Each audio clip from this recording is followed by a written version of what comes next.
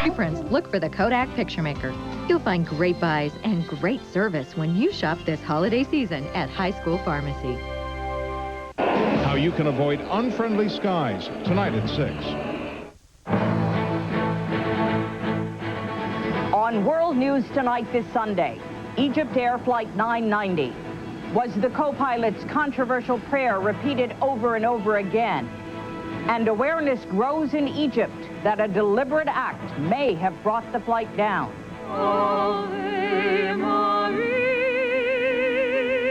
Two more students put to rest in Texas. Were warnings about bonfire safety ignored for years? And goofing off and getting caught. New tricks your boss may be using to look over your shoulder while you're online.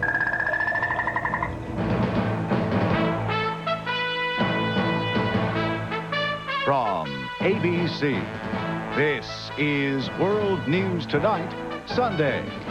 Good evening, I'm Carol Simpson.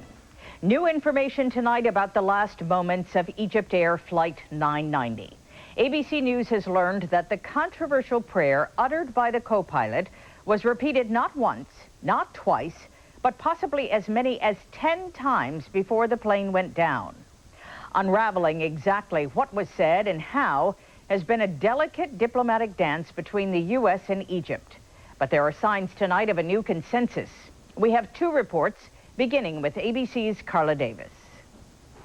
American and Egyptian investigators poring over voices and sounds captured on the cockpit voice recorder are focusing on a phrase uttered by co-pilot Gamil al-Batouti.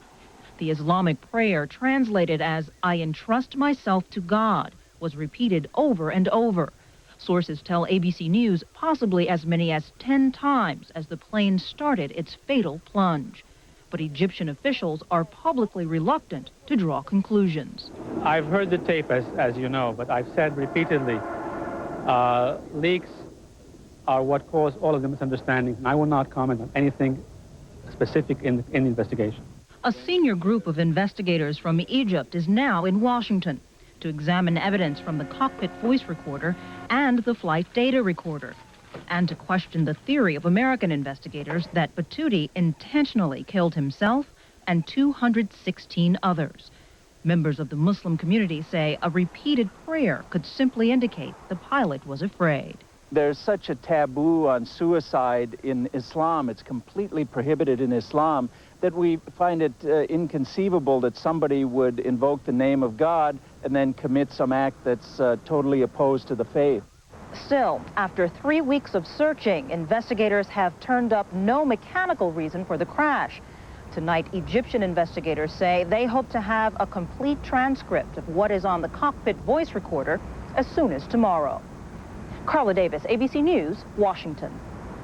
This is Sheila McVicker in Cairo.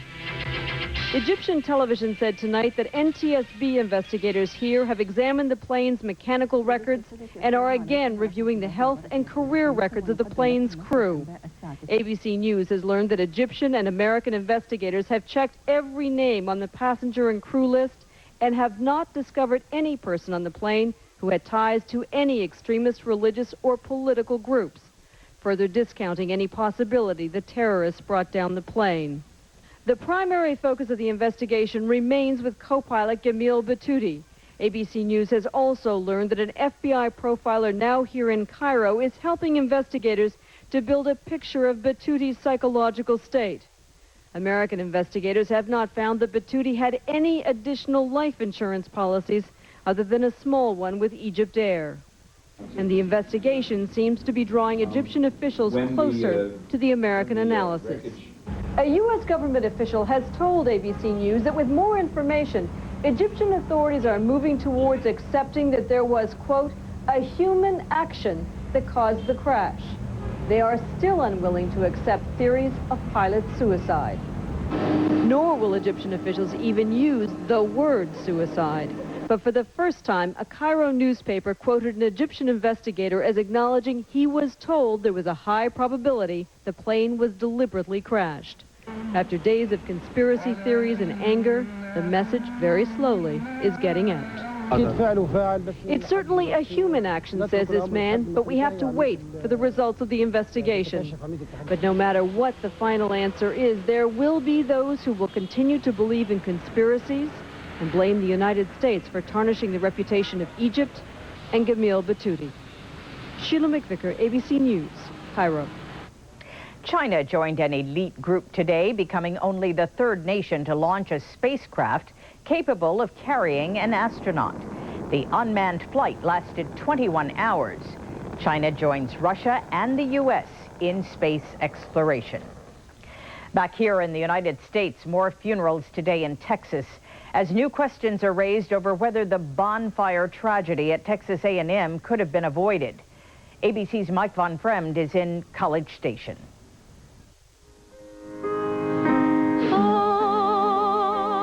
The two buried today were both from Texas. Christopher Breen of Austin graduated here in 1996. 19-year-old Christopher Hurd from Houston was remembered by his classmates. He had a wonderful sense of humor. My parents' dream child. And the greatest friend I've ever had. The fence that now surrounds the bonfire site has become a makeshift memorial, the gathering place for this community in mourning. The school says the investigation into the collapse may take some time. Texas A&M is relying on expertise from its own engineering department, as well as outside investigators, to find the answers. But two former professors claim that they warned more than 20 years ago that the bonfire design was not safe. This is home video of the structure the day before it collapsed. Engineers say the problem with the design is that the base is too narrow for the 55-foot height. They also say it's not safe to build a bonfire around one center pole that's spliced together.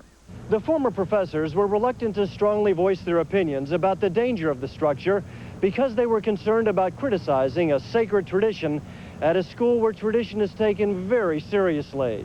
The school says there is no official blueprint for building the bonfire. Students teach the next generation of students what they do. It's almost like an apprenticeship. The school has canceled all classes this Wednesday in memory of those that were lost. And instead of lighting a bonfire on Thanksgiving Day, this year Texas A&M will hold a candlelight vigil. Mike Von Fremd, ABC News, College Station, Texas. There's been another tragedy involving college students, this one on the highway. Early today, 4 busloads of Penn State students were involved in a multi-vehicle pileup. 1 student and a bus driver were killed, more than 100 students injured. Police say fog may have played a factor in the crash. Still to come on World News Tonight this Sunday, one lawmaker taking a controversial stand in the debate on drugs. Some big businesses pulling out of the soft money game. And a foul welcome as a basketball bad boy faces his old nemesis. This is World News Tonight, Sunday. Brought to you by 10-10-220. Professor, tell us about your discovery. Absolutely. You can get all your long-distance calls for under $1. How is that possible? Just dial 10-10-220. It's only 99 cents for all calls up to 20 minutes and just 9 cents a minute after that. When do you get these rates? Every hour of every day. And no monthly fees. Did you hear that? Yeah, no monthly fees. I told you they'd love it. Dial 10-10-220. Want to color your gray beard or mustache and look natural? Get Just for Men Gel. You look so natural, no one can tell with Just for Men Gel. Brush in and in 5 minutes, gray is gone. No one can tell with Just for Men Gel.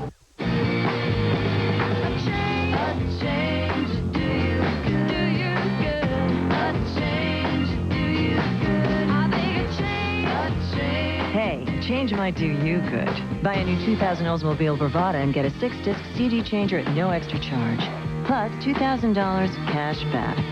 So you can rock, roll, and ride to hours of uninterrupted music. Get down to your Oldsmobile dealer today and start something loud. I was miserable. My antacid didn't do the whole job. Then I tried Alka-Seltzer. Only Alka-Seltzer relieves heartburn and pain and has the effervescent power to speed relief. It made a believer out of me. Get better relief. Get Alka-Seltzer. 1999 is following the trend of the decade. Crime is still going down. The FBI reports overall crime fell 10% in the first half of this year. Nationally, the murder rate declined by 13%. The only increase, murders in big cities, which rose 1%.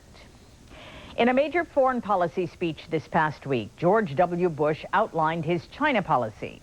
Today, the Republican presidential hopeful squared off with Pat Buchanan on the Sunday talk shows, with Bush defending his position that when talking about trade, the U.S. should consider China a competitor rather than a partner. I believe that we have a great opportunity in China to help an entrepreneurial class and a freedom-loving class grow and burgeon and become viable. I think it's in our national interest. Here's the incoherence in Mr. Bush's position. The most powerful, persuasive, peaceful weapon we have to effect change in the Chinese Communist regime is whether we grant or deny them access to a market of $8 trillion and 270 million consumers. Mr. Clinton went over there and caved in and gave it away for nothing. Mr. Bush agrees. Tonight in Arizona, all the Republican candidates will debate except for Bush. In other political news, political parties have raised more than $57 million so far for the upcoming presidential election. That's a record-setting pace, with much of the money coming as soft money, unrestricted from corporations. But as ABC's John Yang reports, a number of Fortune 500 companies are closing the till. This past week, media giant Time Warner said it will stop giving soft money to political parties. In a statement, the company said those contributions are distorting the electoral process. Tired of being pressed for money by politicians, other top corporate executives are also saying enough is enough. The donor revolt, I think, has come about because the corporate community in America, I think, has gotten fed up with the financing of our campaign finance system. The problem is not the checks individuals give directly to candidates, so-called hard money. What corporate executives are objecting to is soft money, money that goes to political parties in unlimited amounts. It's used by the parties to get people educated about the issues that the parties stand for and to try to get people to go vote. What it is not supposed to be used for is the direct support of a candidate. But increasingly, parties are pushing the limits of the law with ads that almost, but not quite, do just that. Call Hillary. Tell her to keep fighting for children. Corporate executives also object that a lot of the money goes to negative advertising. Congressional Republicans are killing initiatives for working families and sending... Right now, the Democrats plan to raid the Social Security Trust Fund. Time Warner's decision reflects the growing unhappiness in corporate boardrooms. The head of Pittsburgh-based Sheridan Broadcasting, Ronald Davenport, is among a number of CEOs who will no longer give soft money. It gives the small guy the feeling that if he cannot contribute large dollars, that he's not welcome or his ideas will not be heard. And while some politicians are worried about losing contributions, all this may not be much more than a symbol. Political parties are hoping to raise twice as much soft money in this presidential election as they did in the last one. John Yang, ABC News, Washington. A new Gallup poll finds Americans are worrying more about recreational drug use. The poll was commissioned by the White House. 53% say they're more concerned about drug use than they were 5 years ago. Crack cocaine worries 56% of those surveyed. 11% consider marijuana a problem, and heroin 10%. But in one state, the governor is pushing for legalization of drugs. And as ABC's Judy Muller reports, he continues to take heat for that. Ever since the governor of New Mexico called for a debate on legalizing drugs, he's been no stranger to criticism. This past week, the criticism hit close to home when the state's top law enforcement official resigned. This goes against the grain of all of my deeply held beliefs. Governor Gary Johnson argues the so-called war against drugs has been a huge failure, and that legalizing drugs from marijuana to heroin is the best solution. This is not about condoning drug use. This is about controlling, regulating, taxing, educating products that currently, again, are on the black market. We have no control over them whatsoever. The governor concedes he doesn't have the answer as to how this would work. He just wants to encourage debate. But the mere suggestion of legalization has brought out the big guns. Some of the kids in this state now are calling him Puff Daddy Johnson. I mean, they think marijuana is already legal because their governor's talking about it. Johnson was even boycotted recently by a group of cheerleaders who refused to appear with him at a community event. You have the kindergartners and kids our age who all their life have been telling them, don't use drugs, and then the governor says, well, let's legalize it. It's just sending a really mixed message. Johnson, a dedicated triathlete and conservative Republican, seems an unlikely spokesman for this cause, even though he admits he used marijuana and cocaine in college. And he is enjoying considerable support for his stand, which was evident this week at a crowded forum on legalizing drugs. As soon as I heard him talking about it, I thought, wonderful, finally someone with common sense. A judge told the crowd that the current drug policy has filled the jails with nonviolent drug offenders. I stand before you and say that we have a program of massive prisons, and that program of massive prisons has been and is a massive failure. A sentiment echoed by some public health officials who attended. It costs over $30,000 to keep someone in a state prison, while it costs maybe $5,000 for a very high-quality drug treatment program. The governor's remarks have touched a real nerve here in Rio Arriba County in northern New Mexico. This area has the highest rate of drug-induced fatalities in the entire United States. Some community leaders here suggest the governor should be spending his energy trying to correct the social problems that lead to drug abuse. I think that the governor needs to shift his priorities and look at education, look at hunger, and look at improving the quality of life in the area. Just this Friday, at the urging of his own party, Johnson agreed to tone down his drug rhetoric for a while. Even so, he vows to encourage the debate whenever he can. Judy Muller, ABC News, Albuquerque. When we come back, reversing a trend, one state's plan to keep the mentally ill off the streets. We never thought we'd use OnStar for snakes. I just hate snakes. Yeah, traveling through Arizona, we blew a front tire. It shot off the road, and I looked down at the ground. It is crawling with rattlesnakes. It was unbelievable. I pushed the OnStar button. Within seconds, the OnStar advisor pinpointed our location and sent a tow truck. Called the paramedics. Yeah, and kept talking, because we hate snakes. Yeah. The one-touch connection to people who can help. OnStar. Call 1-800-OnStar-7. In this life, there's just no stopping. No break for a hacking cough. No rest for a raw, sore throat, aches, fever. But when you're desperate for relief, there is Theraflu. Fast, powerful, hot liquid therapy. With the first sip of that soothing hot liquid, you feel relief is on the way. Soon your throat is soothed, your cough calmed. Maximum strength Theraflu. Now in new honey lemon chest congestion and cough. Instant comfort, powerful relief. This is the face of erectile dysfunction. So is this. And this. Fact is, 1 in 3 men have some form of ED, a medical condition also called impotence that affects men of every age, race, and background. What else do all these men have in common? They all faced up to their problem and got help. If you're experiencing ED, there's no need to hide your face. Just talk to your doctor. It's the best way to get educated about ED and how to treat it. What's tough? Your third grade teacher. Greasy dishes? They're not as tough as new Joy Plus. The rich green liquid gel formula, the toughest, most long-lasting joy ever. What's tough? New Joy Plus. Tough enough for your worst sinkful. Got heartburn caused by acid reflux? Only Gaviscon forms a soothing protective barrier that keeps acid down. Pepcid AC and Zantac 75 can't do that. Gaviscon. It helps keep acid down where it belongs. A series of recent incidents has New York State taking a hard look at how mentally ill patients are treated by the healthcare system. And as Jim Sciutto reports, it is helping push New York to find a new solution. Before he found subsidized housing, Michael Brennan was one of the estimated 250,000 mentally ill Americans who are homeless. I don't have to be on the streets no more, eating out of garbage cans, asking people to give me some money, get something to eat.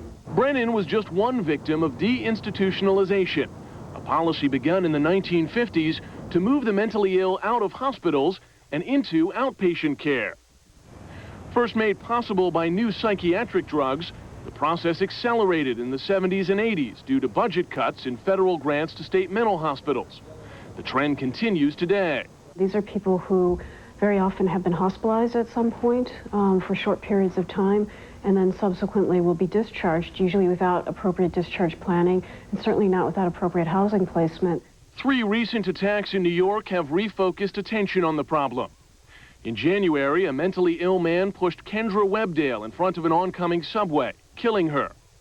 In April, another mentally ill man pushed Edgar Rivera into the tracks, severing both his legs. And just last week, Nicole Barrett was hit in the head with a brick in an attack police have yet to solve. Driven in part by public outrage at the attacks, New York this month became the first state to declare a moratorium on deinstitutionalization. The aim is not to hospitalize all of the mentally ill, but to stop hospital releases until a better system is in place. Clearly, we need to have the coordination of treatment services in the community that includes housing as well as the treatment services. Elsewhere in the country, though, deinstitutionalization remains the rule, forcing thousands more mentally ill Americans out of treatment and out on the streets. Jim Sciutto, ABC News, New York. Still to come, the strained reunion, 2 years in the making. The other day, I'm driving down Broadway when that pastrami on ride catches up with me. Heartburn big time. My passenger says, here, take a Zantac 75. I say, what are you, a doctor? And he says, yeah. The medicine in Zantac 75 is the #1 doctor-prescribed acid reducer. It relieves even your toughest heartburn, controlling acid for up to 12 hours. A real gentleman, that doctor. Zantac 75 for tough heartburn. Doctors know. Could nasty kitchen germs make you sick? Call in the specialist. Lysol antibacterial kitchen cleaner not only cleans, but is specially made to kill germs, even ones you don't know about yet. Is your cleaner a specialist? Lysol antibacterial kitchen cleaner is the only one you need. You have our word on it. It's that time of year when everyone's going to be peeking into your oven. So get Easy Off. Easy Off makes oven cleaning easier. It's form that touches our lives, and function that enlivens it. It's poetry that clutches the heart, and technology that makes it race. It's science that makes us see, and design that makes our eyes wide. It's the fusion of all these things. That is the power of and. The power of and. The fusion of design and technology. Cadillac. In the last 13 years, Nicorette helped over 1 million people help themselves stop smoking. And that was the reason that convinced me to use Nicorette. All these people knew it was safe and effective. Nicorette delivers a low level of nicotine fast to help control cravings without the tars and toxins found in cigarettes. And Nicorette was proven safe and effective in more clinical trials than any other product. Just the idea that Nicorette had helped all those people made me feel that Nicorette was the right choice for me in the end. Which it was. Nicorette helps you fight your cravings, your habit, your way. You can do it. Nicorette can help.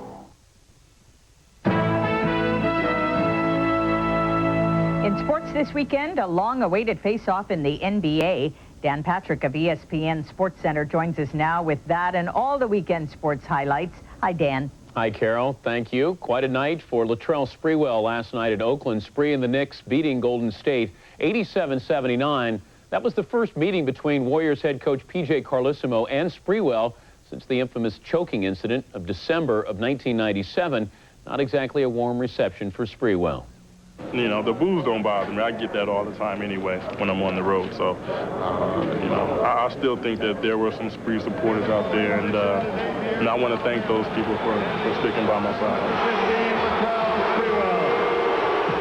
Nothing's ever going to change the circumstance, and people are always going to talk about it. But I think that hopefully playing games will get to the point sometime when we just go play a basketball game, and that's the story.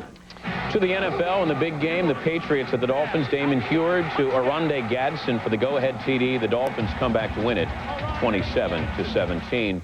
The Dolphins win keeps them tied with the Colts in the AFC East, each with 8-2 records. Carol, back to you. Thanks, Dan Patrick of ESPN Sports Center, and happy Thanksgiving. Still to come, somebody's watching you on the information superhighway.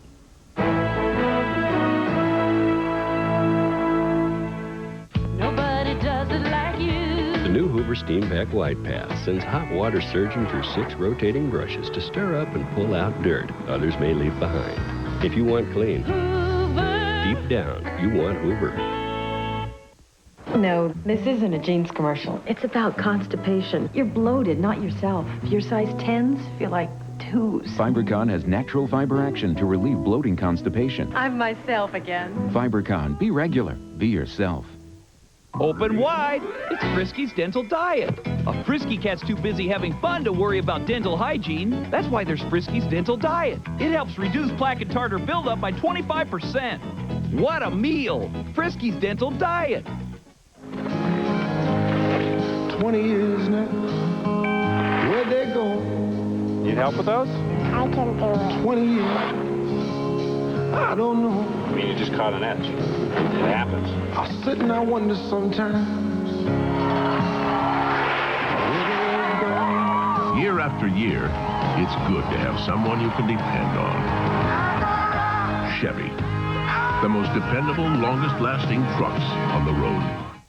Yoo-hoo! Ready? Ready for a better way to get my fiber. Use your concentration. New Phillips Fiber Caps don't contain sweeteners like most powders. They're concentrated, so they're just as effective as Metamucil. New Phillips Fiber Caps, effective fiber therapy without the powder.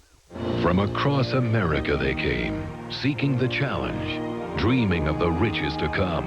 And one by one, they helped to create an American phenomenon. He's won $1 million. Be there for the last 4 shows of the century. Who Wants to Be a Millionaire? Tonight at 8/7 Central on ABC. Finally tonight, the web has replaced the office water cooler as a place for employees to slack off. Xerox alone fired 40 workers this year for cyber slacking. In this growing technology tug-of-war between employers and employees, companies now have new ways to separate the hard at work from those hardly working. I've gotten tremendous response, over 100 emails a day. Playing around on the internet at work, or cyber slacking as it's called, is snowballing around the country, giving birth to new sites such as IShouldBeWorking.com. It starts picking up around 8, and then it peaks right around noon, 1 o'clock Eastern time. It's estimated that 1/3 of employees spend more than an hour a day on recreational web surfing, checking finances, shopping, and emailing friends and family. According to one survey, workers surfing the net on the company's time and dime have doubled since just last year. To combat what it sees as a whopping $1 billion loss in productivity annually, big business is taking a Big Brother approach. New software developed just this year allows bosses to view every keystroke on an employee's computer. This system allows us to identify and target why they're not being as productive as they could be. Some workers are fighting back with counteractive software that blocks company oversight, and with panic buttons which quickly switch screens back to business-related sites. And there are computer audio effects that make you sound hard at work, even when you're not. We all work here. That's our report. Tomorrow on Good Morning America, the country's new game show millionaire, John Carpenter. I'm Carol Simpson. Have a good week.